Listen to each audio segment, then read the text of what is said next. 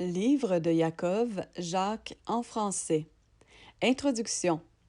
Yaakov, frère de Yehoshua HaMashiach, Jésus-Christ homme, et ancien au sein de la première assemblée chrétienne située à Jérusalem, Yerushalem, écrit aux chrétiens d'origine juive dispersés dans l'Empire romain. Il les console suite à l'adversité qu'ils rencontraient et les exhorte à tenir ferme, leur expliquant que la foi authentique doit être accompagnée d'œuvres. Il les met en garde contre la convoitise, source de toutes les tentations, et les prévient également quant à l'amour du monde et la confiance que certains peuvent mettre dans l'argent. Pour terminer, il leur recommande d'être patients dans l'épreuve et de prier sans cesse jusqu'au retour du Seigneur.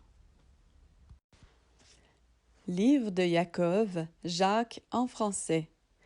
Chapitre 1. Yaakov, esclave d'Élohim et seigneur Yehoshua Mashiach aux 12 tribus qui sont dans la diaspora, salut. Mes frères, estimez comme une entière joie quand vous rencontrez diverses tentations, sachant que la preuve de votre foi produit la persévérance. Mais il faut que la persévérance accomplisse parfaitement son œuvre, afin que vous soyez parfaits et accomplis, en sorte qu'il ne vous manque rien. Mais si quelqu'un d'entre vous manque de sagesse, qu'il la demande à Élohim, qui la donne à tous simplement et sans reproche, et elle lui sera donnée. Mais qu'il la demande avec foi, ne doutant nullement, car celui qui doute est semblable au flot de la mer, agité et poussé çà et là par le vent. Que cet humain, en effet, ne s'attende pas à recevoir quelque chose du Seigneur. L'homme double de cœur est inconstant dans toutes ses voies. Mais que le frère de basse condition se glorifie dans son élévation et le riche dans sa bassesse, parce qu'il passera comme la fleur de l'herbe. Car le soleil s'est levé avec sa chaleur brûlante, et il a desséché l'herbe, et sa fleur est tombée, et la beauté de son aspect a été détruite. Ainsi le riche se flétrira dans ses entreprises. Béni est l'homme qui endure la tentation, parce que, ayant été approuvé, il recevra la couronne de vie que le Seigneur a promise à ceux qui l'aiment. Que personne, lorsqu'il est tenté, ne dise « Je suis tenté par Élohim », car Élohim ne peut être tenté par le mal, et aussi ne tente-t-il personne. Mais chacun est tenté quand il est attiré et attrapé avec un appât par sa propre convoitise. Après que la convoitise a conçu, elle enfante le péché, et le péché étant accompli engendre la mort. Mes frères bien-aimés, ne vous égarez pas. Tout ce qui nous est donné d'excellent et tout don parfait viennent d'en haut et descendent du Père des Lumières, en qui il n'y a ni changement, ni ombre de variation. Parce qu'il l'a voulu, il nous a engendrés par la parole de vérité, afin que nous soyons en quelque sorte l'offrande du premier fruit de ses créatures. Ainsi, mes frères bien-aimés, que tout être humain soit prompt à écouter, lent à parler et lent à la colère, car la colère de l'homme n'accomplit pas la justice d'Élohim. C'est pourquoi, mettant de côté toute souillure et tout résidu de méchanceté, recevez avec douceur la parole qui a été plantée en vous et qui peut sauver vos âmes. Et mettez en pratique la parole et ne l'écoutez pas seulement en vous trompant vous-même par de faux raisonnements. Parce que si quelqu'un est auditeur et non observateur de la parole, il est semblable à un homme qui observe le visage de sa jeunesse dans un miroir, car il s'est observé lui-même et s'en est allé et immédiatement il a oublié comment il était. Mais celui qui aura regardé avec la tête penchée en avant dans la Torah parfaite de la liberté et qui aura persévéré, n'étant pas un auditeur oublieux, mais un faiseur d'œuvres, celui-là sera béni dans son activité. Si quelqu'un parmi vous pense être dans l'adoration d'Élohim, sans brider sa langue, mais séduit son cœur, sa religion est vaine. La religion pure et sans souillure devant notre Élohim et Père, c'est de visiter les orphelins et les veuves dans leur tribulation et de se conserver sans tache loin du monde.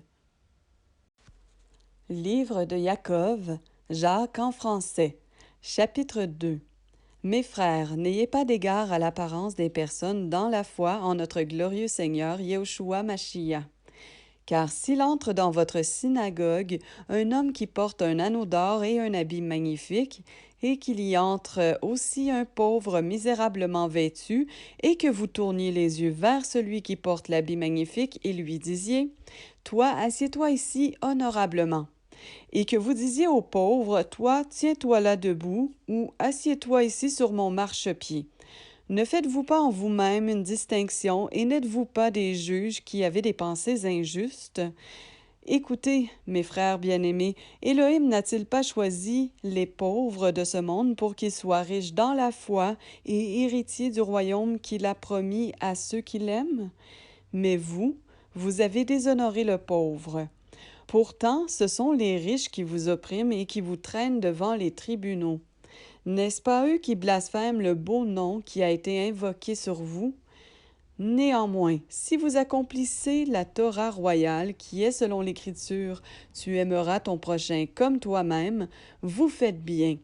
Mais si vous avez égard à l'apparence des personnes, vous commettez un péché et vous êtes convaincus par la Torah comme des transgresseurs.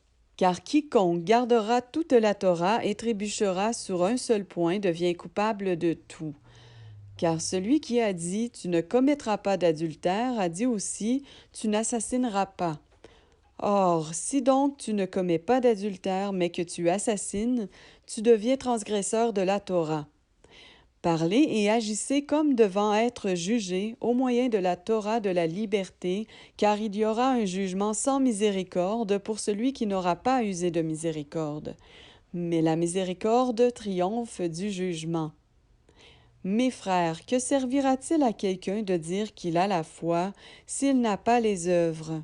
Cette foi peut-elle le sauver? Et si un frère ou une sœur sont nus et manquent de la nourriture de chaque jour, et que l'un d'entre vous leur dise « Allez en paix, chauffez-vous et rassasiez-vous », et que vous ne leur donniez pas les choses nécessaires pour le corps, que leur servira cela? De même aussi la foi, si elle n'a pas les œuvres, elle est morte en elle-même. Mais quelqu'un dira, tu as la foi, et moi j'ai les œuvres. Montre-moi donc ta foi sans les œuvres, et moi je te montrerai ma foi par mes œuvres. Tu crois qu'Élohim est un? Tu fais bien. Les démons le croient aussi, et ils tremblent. Mais veux-tu savoir, ô homme vain, que la foi sans les œuvres est morte? Abraham, notre père, ne fut-il pas justifié sur la base des œuvres quand il offrit son fils Yitzhak sur l'autel? Tu vois que la foi agissait avec ses œuvres et que ce fut par ses œuvres que sa foi fut rendue parfaite. Ainsi s'accomplit ce que dit l'Écriture, Abraham crut en Élohim et cela lui fut compté comme justice, et il fut appelé ami d'Élohim. Vous voyez donc que l'être humain est justifié par les œuvres et non par la foi seulement. Et de même aussi Rahab, la prostituée, ne fut-elle pas justifiée par les œuvres lorsqu'elle reçut les messagers et qu'elle les fit partir par un autre chemin? Car comme le corps sans esprit est mort, de même la foi sans les œuvres est morte. Livre de Jacob, Jacques en français. Chapitre 3. Ne soyez pas nombreux, mes frères, à devenir des docteurs, sachant que nous recevrons un jugement plus sévère. Car nous trébuchons tous en beaucoup de choses. Si quelqu'un ne trébuche pas en parole, c'est un homme parfait et il peut même tenir en bride tout son corps. Voici, nous mettons des morts dans la bouche des chevaux afin qu'ils nous obéissent et nous dirigeons çà et là tout leur corps. Voici aussi les navires. Si grands soient-ils et poussés par des vents violents, ils sont dirigés partout çà et là par un petit gouvernail, selon le désir de celui qui les gouverne. De même, aussi la langue est un petit membre et elle se vante de grandes choses. Voyez quel petit feu embrase une grande forêt. La langue aussi est un feu, c'est le monde de l'injustice. Ainsi, la langue est placée parmi nos membres, souillant tout le corps et enflammant la roue de la vie, étant elle-même enflammée par la géhenne. Car toutes les espèces d'animaux sauvages, d'oiseaux, de reptiles et d'animaux marins se domptent et ont été domptés par la nature humaine. Mais aucun humain ne peut dompter la langue. C'est un mal qui ne peut être contenu, elle est pleine d'un venin mortel. Par elle, nous bénissons l'Élohim et Père, et par elle nous maudissons les humains faits à la ressemblance d'Élohim. De la même bouche sortent la bénédiction et la malédiction. Il ne faut pas qu'il en soit ainsi, mes frères. Une fontaine fait-elle jaillir par la même ouverture le doux et l'amer? Mes frères, un figuier peut-il produire des olives ou une vigne des figues? De même, aucune fontaine ne peut produire de l'eau salée et de l'eau douce. Qui est sage et intelligent parmi vous? Qu'il montre ses œuvres par une bonne conduite avec douceur et sagesse. Mais si vous avez dans votre cœur un zèle amer et un esprit de parti, ne vous glorifiez pas et ne mentez pas contre la vérité. Car ce n'est pas là la sagesse qui descend d'en haut, mais elle est terrestre, animale et diabolique. Car là où il y a de la jalousie et un esprit de parti, il y a du désordre et toutes sortes de mauvaises choses. Mais la sagesse d'en haut est premièrement pure en effet, ensuite pacifique, douce, conciliante, pleine de miséricorde et de bons fruits, sans partialité et sans hypocrisie. Mais le fruit de la justice se sème dans la paix pour ceux qui pratiquent la paix. Livre de Jacob, Jacques en français. Chapitre 4. D'où viennent parmi vous les guerres et les querelles? N'est-ce pas de vos plaisirs qui combattent dans vos membres? Vous convoitez et vous ne possédez pas.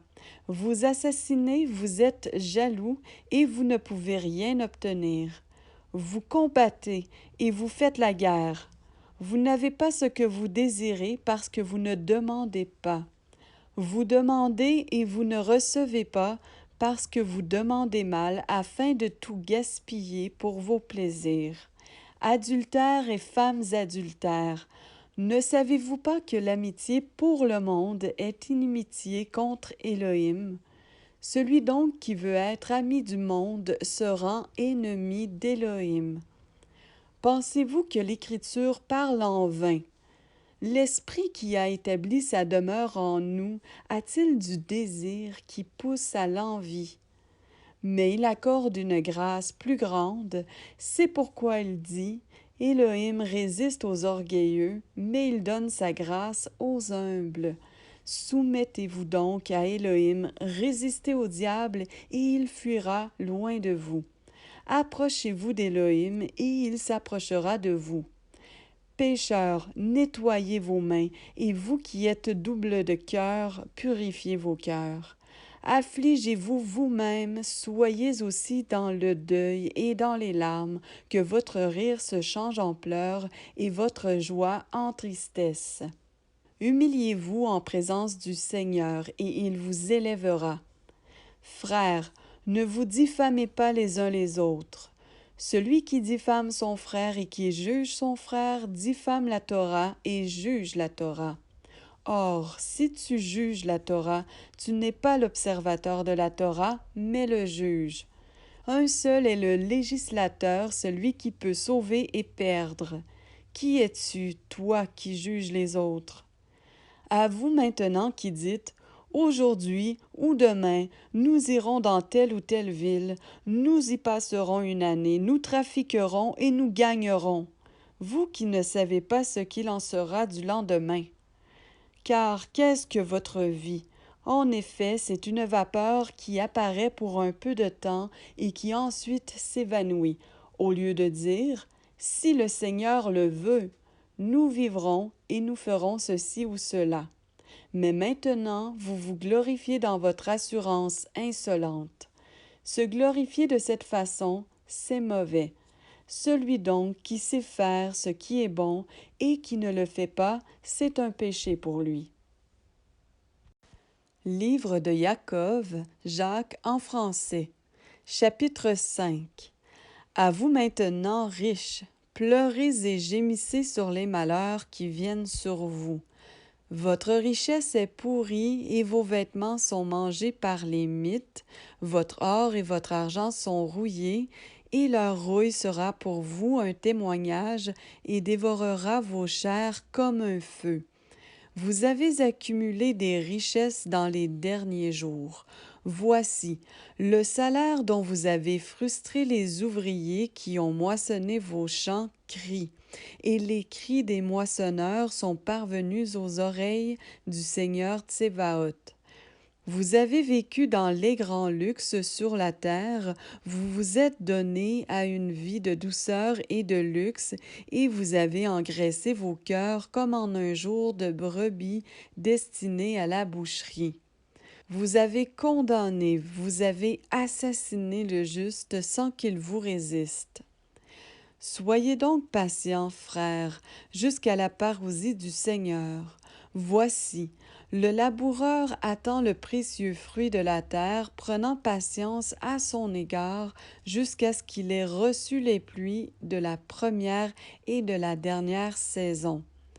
Vous aussi, attendez patiemment et affermissez vos cœurs parce que la parousie du Seigneur s'approche. Frères, ne gémissez pas les uns contre les autres afin que vous ne soyez pas condamnés. Voici, le juge se tient à la porte. Mes frères, prenez pour exemple de patience dans l'affliction les prophètes qui parlèrent au nom du Seigneur. Voici, nous tenons pour bénis ceux qui persévèrent. Vous avez appris quelle a été la persévérance de Iov, et vous avez vu la fin du Seigneur, car le Seigneur est plein de compassion et de miséricorde. Mais avant toute chose, mes frères, ne jurez ni par le ciel, ni par la terre, ni par aucun autre serment, mais que votre oui soit oui et que votre non soit non, afin que vous ne tombiez pas sous le jugement. Quelqu'un parmi vous souffre-t-il? Qu'il prie. Quelqu'un est-il joyeux? Qu'il chante des louanges. Quelqu'un parmi vous est-il malade? Qu'il appelle les anciens de l'assemblée et qu'il prie pour lui en loignant d'huile au nom du Seigneur. Et la prière de la foi sauvera le malade, et le Seigneur le relèvera. Et s'il a commis des péchés, ils lui seront remis. Confessez donc vos fautes les uns les autres et priez les uns pour les autres, afin que vous soyez guéris. La supplication du juste agit avec une grande force.